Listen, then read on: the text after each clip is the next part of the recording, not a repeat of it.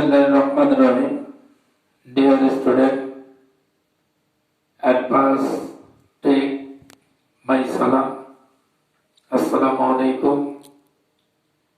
I hope that you all are well by the mercy of Almighty Allah. We are also well. In our last class, we discussed modifiers. Today, we will discuss word, phrases, special uses. Dear student, if you follow the class attentively, we hope that you all will be benefited. I have written on the board some words or phrases with their meaning. If you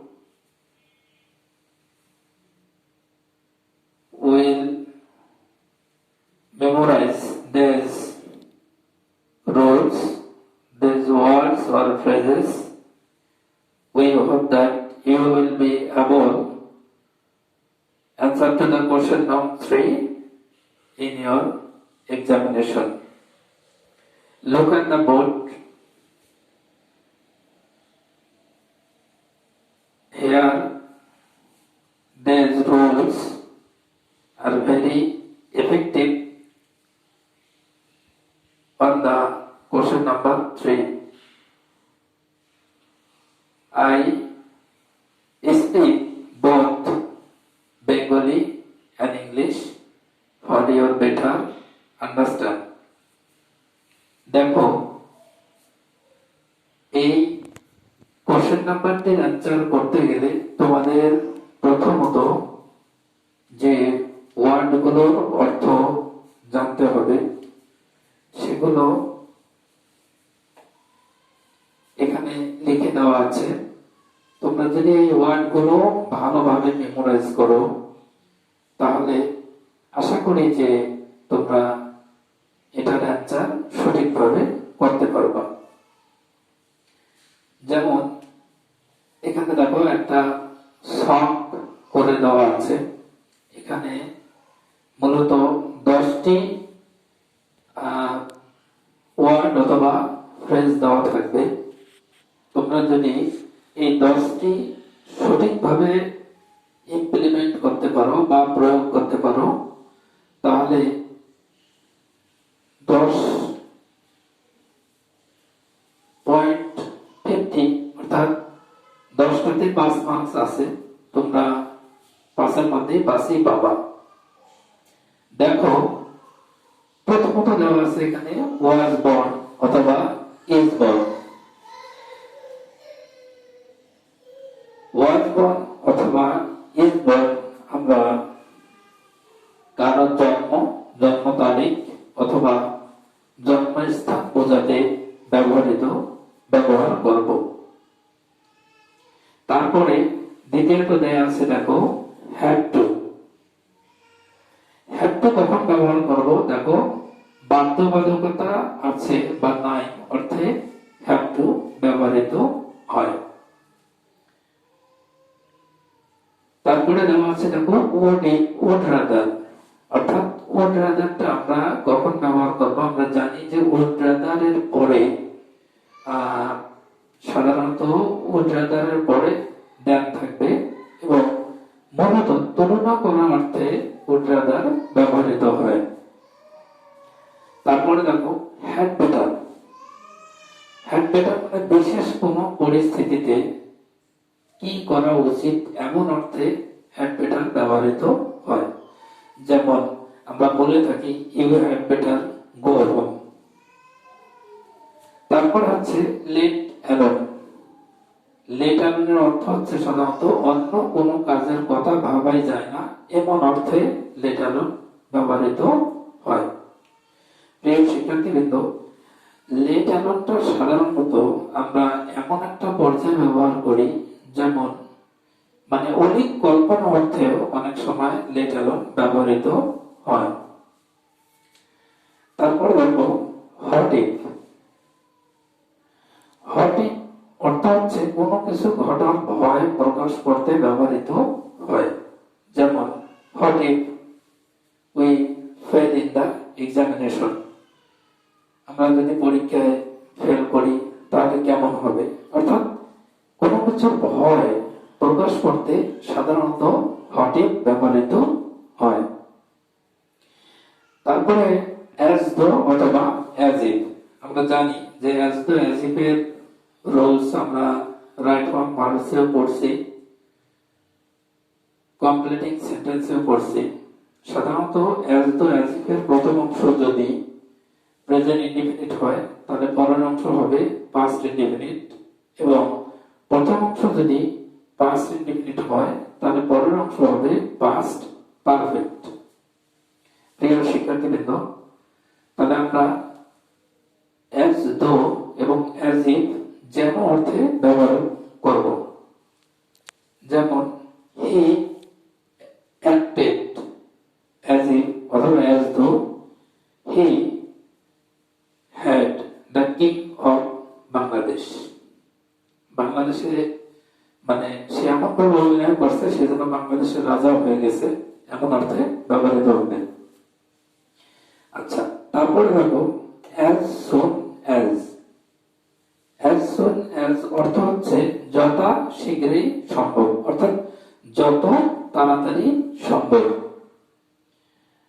as soon as এর দুটি সূত্র আছে, সেটা হচ্ছে as soon as সাধারণত দুটাই past indefinite tense হয়, আর as soon as দ্বারা যদি নিকট ভবিষ্যৎ বোঝায় তাহলে প্রথমটি প্রেজেন্ট টেন্স হয় এবং পরেরটি ফিউচার টেন্স হয়। প্রিয় শিক্ষার্থীবৃন্দ, তারপরে no sooner had, hardly had অথবা স্কার্সলি হ্যাড, এটা কখন ব্যবহার করব? একটি ঘটনা ঘটতে না ঘটতে যখন আরেকটি ঘটনা ঘটে যায় এমন পরিস্থিতি দাঁড়ায় তখন আমরা ব্যবহার করব নো সুনার হ্যাড অথবা হার্ডলি হ্যাড অথবা scarcely had. No sooner had এর পরে সাধারণত দেন থাকে, হার্ডলি হ্যাড এর পরে হয়ে থাকে, স্কার্সলি হ্যাড এর পরে বিফোর থাকে। তারপরে দেখো হর্স ইট লাইক, অর্থ হচ্ছে কোনো কিছুর অনুভূতি বা প্রতিক্রিয়া অর্থে ব্যবহৃত হয়। অর্থাৎ গ্রামারের ভাষায় সাধারণত হর্স ইজ লাইক এর পরে ভার্বের শেষে আইএনজি যুক্ত হয়। তোমরা যখন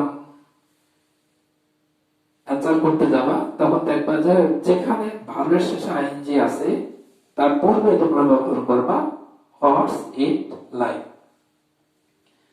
হোয়াট ডাজ লুক লাইক, এভাবে কেউ বা কোনো কিছু দেখতে কেমন অর্থে ব্যবহৃত হয়। সাধারণত হোয়াট ডাজ লুক লাইক আমরা তখনই ব্যবহার করব যেখানে আমরা একটি সেন্টেন্সের মধ্যে দেখতে পাবো যে দুইটি শূন্যস্থান আছে, সেখানে প্রথমে বসাবো হোয়াট ডাজ, পরে বসাবো লুক লাইক। তারপরে দেখো ইন্ট্রোডাক্টরি দেয়ার। ইন্ট্রোডাক্টরি দেয়ারের অর্থ দেখো কোথাও কোনো কিছু আছে বা ছিল অর্থে ব্যবহৃত হয়। যেমন there is a school in our village, present টেন্সও হতে পারে, পাস্ট টেন্সও হতে পারে। তারপরে দেখো ও ডু ইউ মাইন্ড, অর্থ হচ্ছে মনে কিছু না নিলে বা ভদ্রভাবে কোনো কিছু বলতে ও ডু ইউ মাইন্ড ব্যবহৃত হয়। যেমন আমরা বলতে পারি ভদ্রভাবে যে would you mind giving a glass of water, যদি মনে কিছু না নাও তাহলে আমাকে এক গ্লাস পানি দিবে, এরকম অর্থে আমরা would you mind ব্যবহার করব। তারপর হচ্ছে used to, কোন কাজের অভ্যস্ত ছিল বা অতীতে কোনো কাজ করার বাধ্যবাধকতা বোঝাতে আমরা used to ব্যবহার করব। সাধারণত used to টা হচ্ছে কোনো কাজের অভ্যাসকে ইন্ডিকেট করে। যেমন he used to go, সে কোথাও যাওয়ার অভ্যস্ত ছিল, এরকম অর্থে আমরা used to ব্যবহার করব। বাট ফর, কিন্তু তোমার জন্য অথবা আপনার জন্য, এমন অর্থে আমরা ব্যবহার করব বাট ফর। তারপর দেখো ইট ইজ টাইম অথবা ইট ইজ হাই টাইম। যে কাজটি করার সময় দেরি হয়ে গেছে, এখন এই কাজটি করা উচিত, এমন অর্থে it is time it is high time ব্যবহার করব। সাধারণত it is time it is high টাইমের পরে ভার্বের পাস্ট ফর্ম বসে। তারপর দেখো আনলেস। আনলেস অর্থ হচ্ছে যদি না, অর্থাৎ ইফ প্লাস নট এর ইকুয়াল হচ্ছে আনলেস। তো আমরা আনলেস তখনই ব্যবহার করব যখন কোনো কিছু শর্ত বোঝাবে, তখন আমরা ব্যবহার করব আনলেস। তারপর দেখো as long as. As long as অর্থ হচ্ছে যদি বা এমন অর্থে যেন, ততক্ষণ যতক্ষণ ইত্যাদি অর্থে অ্যাজ লং অ্যাজ ব্যবহৃত হবে। তারপরে দেখো ইন কেস। ভবিষ্যতে কোনো কিছু পরিস্থিতি বোঝাতে ইন কেস ব্যবহৃত হয়। আমরা অনেক সময় প্রসঙ্গত অর্থে আমরা বলেই ফেলি যে আকাশ খুব খারাপ, বাইরে যাচ্ছি, একটা ছাতা নিয়ে যাই যদি বৃষ্টি আসে। এরকম অর্থে আমরা ব্যবহার করব ইন কেস। তারপরে দেখো লেস্ট। লেস্ট ভয় কাজ করে এমন অর্থে লেস্ট ব্যবহার হয়। তোমরা জানো যে লিস্টের পরে সাবজেক্ট থাকে, সাবজেক্টের পরে শুড অথবা মাইট এরপরে ভার্বের প্রেজেন্ট ফর্ম ব্যবহার করতে হয়। প্রিয় শিক্ষার্থীবৃন্দ, তারপরে আছে দেখো ইন্ট্রোডাক্টরি ইট। ওই একই কাজ, ইন্ট্রোডাক্টরি দেয়ার এবং ইন্ট্রোডাক্টরি ইট। এদেরকে ইন্ট্রোডাক্টরি এজন্য বলা হয় যে এরা শুরুতেই ব্যবহার হয় এবং এদের প্রথম অক্ষরটি ক্যাপিটাল লেটার হয়। এদেরকে এজন্য ইন্ট্রোডাক্টরি ইট অথবা দেয়ার বলা হয়। তো তোমরা এখানে যেগুলো আমি লিখেছি এইগুলো পরীক্ষায় বেশি বা ক্ষেত্রে এগুলো আসে। এইগুলোর যদি অর্থগুলো ভালোভাবে মেমোরাইজ করা যায়, এরকম দেখো এখানে 10টি ছক থাকবে। এই 10টি ছকের মধ্যে এরকম 10টি ওয়ার্ড অথবা ফ্রেজ দেয়া থাকবে। এইগুলোর অ্যান্সার তোমাদের নিচে শূন্যস্থান দেয়া থাকবে, তোমাদের অ্যান্সার করতে হবে। তো এইগুলোর অর্থ যদি তোমরা ভালোভাবে বোঝো এবং প্যাসেজ পড়ে যদি প্যাসেজের বাংলা ভালোভাবে বোঝো, তাহলে আমরা আশা করি যে তোমরা এটির অ্যান্সার খুব সহজভাবে করতে পারবে। প্রিয় শিক্ষার্থীবৃন্দ, এটি তোমাদের গ্রামারের 3 নম্বর আইটেম সেকেন্ড পেপারের। তো তোমরা এগুলো যদি বাসায় দেখো, বোর্ডে লক্ষ্য করো, এখানে সবগুলো অর্থ দেয়া আছে এবং তোমাদের বইয়ের মধ্যেও দেয়া আছে। তোমরা যদি এগুলো বাসায় সঠিকভাবে একটু চর্চা করো, স্বল্প সময়ের জন্য হলেও, তাহলে আশা করি যে তোমরা এটার অ্যান্সার সঠিকভাবে করতে পারবে এবং 5-এর মধ্যেই 5 পাবা, আমরা এটা আশা করি। তো তোমরা এগুলো প্র্যাকটিস করো। পরবর্তী ক্লাসে আমি তোমাদের এক্সাম্পল সহ এগুলোর এগুলো নিয়ে আরো আলোচনা করব। ততক্ষণ পর্যন্ত তোমরা সকলেই মনোযোগ সহকারে এগুলো প্র্যাকটিস করবা এবং পরবর্তী ক্লাসে আল্লাহ যদি বাঁচায় রাখে তাহলে এক্সাম্পল দিয়ে আলোচনা আমরা করবো এবং তোমাদের আরো এটাকে মানে বোঝায় দেওয়ার চেষ্টা করব। ততক্ষণ পর্যন্ত তোমরা সকলেই ভালো থাকো, সুস্থ থাকো। আল্লাহ হাফেজ।